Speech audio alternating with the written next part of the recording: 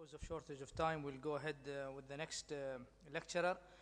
I was just outside the Al-Majlis auditorium when I heard Dr. Ziad Hijazi and Dr. Ahmed Kamali from the UAE saying, where is Ibn al-Nafis lecture? So I was surprised that this talk is really looked after by many of our audience. And who is best to give this lecture but Abdul Razak Jihani, who is Associate Professor of Medicine and Cardiology at Weill Cornell Medical College at Qatar. He's the head of CCU in Hamad General Hospital, and he's the Program Director of Advanced Life Support at Hamad Medical Corporation. So Abdul Razak Jihani. Thank you very much, Mr. Chairman. Ladies and gentlemen, it's with greater humility and honor at the same time that I present one of the greatest physicians of all times, Ibn al-Nafis, who perhaps in many areas is one of the least known. My encounter with Ibn al-Nafis started not very early. In 1978, as a medical student, a visiting Swedish professor put this slide up when he was teaching us circulation. We were amazed that he was putting something in Arabic. He was amazed that we didn't know about it. And we all amazed that it was so accurate. So who is Ibn al-Nafis? Ibn al-Nafis was born in Damascus in the year 1210 at the era of Saifuddin al-Ayyubi, the brother of Salah ad-Din. He never got married. Perhaps this is one of the reasons of his success. He died in the year 1288 in Cairo at the age of 88. He studied medicine in Damascus, and he was trained to be an ophthalmologist. Yet his most contribution was not in ophthalmology. At the age of 26, he moved to Cairo, and as far as we know, this is probably the only two places he lived in. He became the chief physician in Mansouri Medical School, and he was appointed as personal physician later to Sultan Baybars, who will come across it later in the... Where does he fit in history?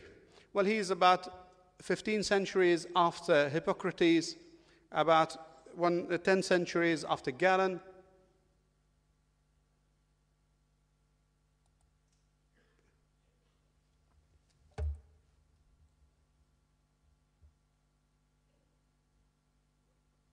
Okay. He was in a series of great physicians of his time. He was only 200 years after Ibn Sina, but definitely he was 300 years between William Harvey, who will come across him. What was the concept of circulation at the time of Ibn Nafis, and indeed for about 10 centuries before him? Many physicians before Ibn Nafis knew that the arteries and veins existed. They thought only veins carried the blood. The arteries were empty, perhaps because when they did the dissections, that's how the arteries looked like. They also thought that the lungs were fans to cool the body. Galen's theory was the theory that was dominant at the time. If I can go back to one slide. Can I go back one slide? Yeah. Galen's theory was the theory that was dominant for 10 centuries before him. And the basis of that theory is that the blood arriving to the right side of the heart somehow got through the septum, through perhaps invisible pores to the left side, and the lung had very little role in between. Let's come to how Ibn Nafis described the circulation, perhaps due to many good bases of his knowledge, observations, and maybe even dissection. Let's see the actual manuscript, or perhaps a transcript of the manuscript of Ibn Nafis, and let's read what it says. He refutes, first of all, that there are perforations between the two sides of the heart, as Galen thought. He also describes very accurately how the blood goes from the right side of the heart through a vena arteriosa, al-warid al-shiryani, which means it's a vessel that goes out of the heart, therefore it's an artery, but carries unoxygenated blood that is venous. I think this description is so accurate, it stands today. When it comes back, it comes in a reverse. It's an arteriosa venosa, which means it's a vein that's coming back to the heart, but carries arterial blood. He talks further, and in many times he mentions that he refutes the previous descriptions because of facts he has seen in dissections. He also puts in place the function of the lungs, not as a fan cooling the body, but a place that there is a great exchange of air into the blood. Ibn Nafis did not live in very peaceful times. He was in a time of turmoils of wars, perhaps not very much dissimilar from the recent times. The region was attacked from the west by the Crusaders and from the east by the Mongols. And for a long time, I thought these two events happened at separate times. In fact, they happened at the same time, and many of us at the time of Ibn Nafis. The Crusaders went on for 200 years, and there was a lot of involvement in Ibn Nafis in treating patients at that time, and it ended only 16 years before his death. One of the major events that happened just 3 years before the birth of Ibn Nafis was the handover of Jerusalem back to Salah ad-Din, and I'm sure you have seen this in a recent film, Kingdom of Heaven, where Balian of Ibelin gave back Jerusalem to Salah ad-Din. Sorry. Danny? Okay. Another major event that happened was the capture of one of the major crusaders, the Louis IX, and I'm sure he's called St. Louis. And I'm sure you know at the big conflict that happened at Ain Jalut between the Mongols and the Muslims, and that was a decisive defeat of the Mongols, which Ibn Nafis witnessed, and he was instrumental in treating many Mongols who later turned to be Muslims. Well, the question is, how did the manuscripts and the knowledge of Ibn Nafis was transmitted to the West through Europe? Well, 300 years after Ibn Nafis, Europe was awakening the Renaissance. And there was a very important person called Andreas Albago, a very honorable Italian gentleman and a physician who moved to the Middle East and lived in Syria and stayed there for 30 years with his brother. He learned Arabic language for the purpose of translation and translated many of the manuscripts of Ibn Nafis and Ibn Sina in the 16th century. But he was very honest that he ascribed all these manuscripts to their writers. Not the same for Servetus, 6 years later, who took the manuscripts from Albago and claimed the discovery to himself. Almost identical word for word for translation from Ibn Nafis. He wrote this book, The Restoring of Christianity, but Albago was punished severely by the church for his thoughts and what he said about the circulation, that him and his book were burnt on the stake. The series goes on, but I'd like to mention Cesalpino, who was a professor in Pisa in the 16th century, and his description of the circulation vaguely mimics that of Ibn Nafis. But certainly he was the first to call the circulation. We come to an important figure, William Harvey, who came 300 years after Ibn Nafis. He studied in Padua in the 16th century and early 17th century, where the books of Ibn Nafis, Ibn Sina, and their translations by Albago, Servetus, Colombo, and many others were main textbooks.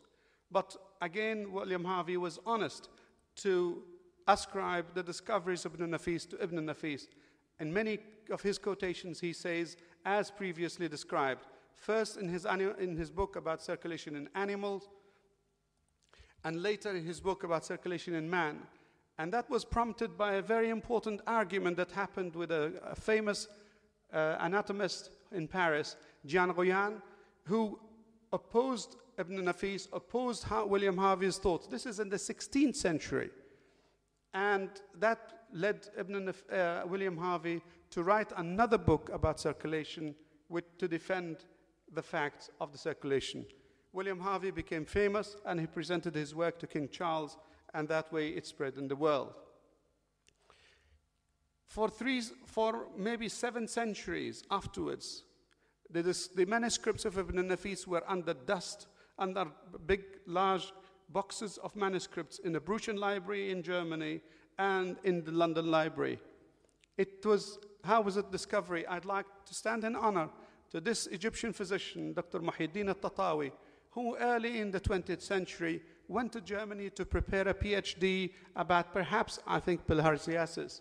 But while he's searching in the Bruchen Library, he stumbled across the original manuscript of Ibn Nafis, and he changed course and decided to study Ibn Nafis and prepared his thesis by encouragement from his German professor and presented it in Freiburg in Germany and got his PhD entitled here. Unfortunately, Tatawi returned to Egypt, where he did not have much resources to continue his research at Ibn Nafis. He worked as a general physician in the countryside and died of typhoid in 1945. There were great testimonies to today, ascribing the proper work to the proper people. I will glimpse only Professor Mieli, who said, "We believe henceforth it's fair to attribute the discovery of pulmonary circulation to Ibn Nafis." Max Meyerhoff, who said that Severus, you remember that man who copied the words of Ibn Nafis, translated them and claimed them to himself and ended up burnt. He said, after studying both manuscripts, that Severus' translation was a perfect Latin translation from Ibn Nafis, not Severus' own work. And you can refer to Meyerhoff's manuscripts, as well as his publication, Analysis of Surgery, early in the 1936, that was last century. And the series of publications goes on. There was a more recent than this in the chest in 1969, and even in 2009 there was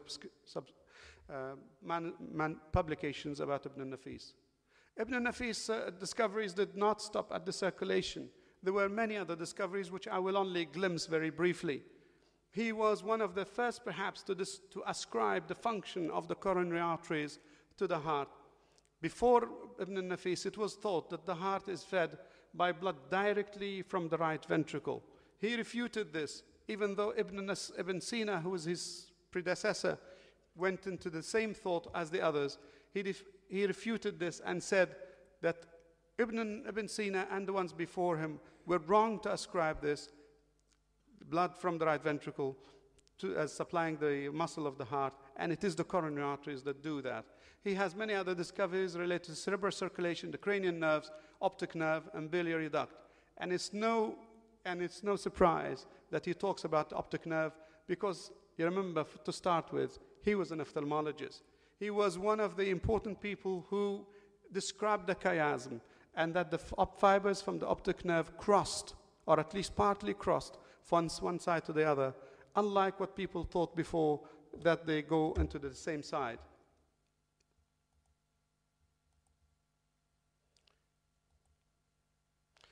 Ibn Nafis published widely, and I will not go to all his publications, they amount to over 20, but I'd like to mention some of them, of the concise textbook of medicine, the Sharh al-Tashrih al-Qanun, where he describes the circulation that we came across. But I'd like to come to this large book called the Shamil, and this is one of these transcripts. In that book, it looks from the handwriting of Ibn Nafis that he was planning to write 300 volumes, but he was able only to write 80 volumes before his death. And pieces of these are present in Alexandria, Damascus, Germany, even in the United States and France. Perhaps most of it is in Bodleian Library in Oxford. As Starling, the famous physiologist of circulation, said, the physiology of today is the medicine of tomorrow. And I cannot apply this more than the physiological description of Ibn Nafis, as we see from his manuscripts. Ibn Nafis died in Cairo in 1288 at the age of 78. He donated all his wealth, books, library and house to the Mansouri Medical School and Hospital in Cairo. Rahimallahu Ibn Nafis. In conclusion, Mr. Chairman, ladies and gentlemen, it's fair to say that Ibn Nafis was the first to accurately, not the first to describe circulation because there were inaccurate descriptions before, but he was the first to accurately describe circulation some 300 years before other physicians. Ibn Nafis lived in very turbulent times, but that did not prevent him from making staggering discoveries. I think it is deserving, he can deservingly be called the father of circulation. And I'd like to finish my presentation by a quotation from Ibn Nafis himself, where he said, "If I thought my books would not be read in 1,000 years to come, I would have never written them." And so was true Ibn Nafis. Thank you very much.